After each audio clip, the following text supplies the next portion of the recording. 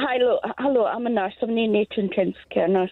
I just want to ask you: where do you stand on the issue of the strikes with nurses, and why is it that MPs have literally got, I don't know, about 28% increase? I think if you go back about 10 or 12 years, it was about 58 grand a year.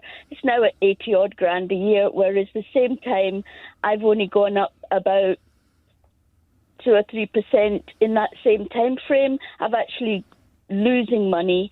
And why is it okay that it was okay for MPs to get, I think, equivalent of 18-19% when increased when I just have to say, although you're a very valid point, MPs actually don't vote for their own pay rises. But let's go over to Keir Starmer. Yeah, Kirsty, look, firstly, thank you for what you do as a nurse. I know how tough it is.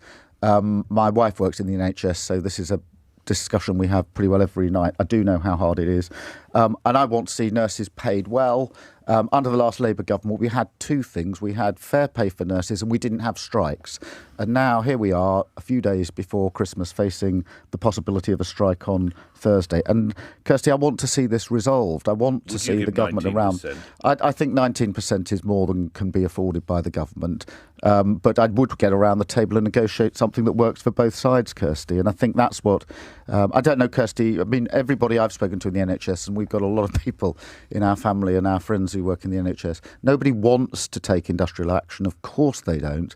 What everybody wants is to use this. We've got Monday, Tuesday, Wednesday now to say to the government, get around the table, show some leadership, resolve this. Because there's a general sense, Kirsty, whether it's nurses or anything else, that Britain is working under this government.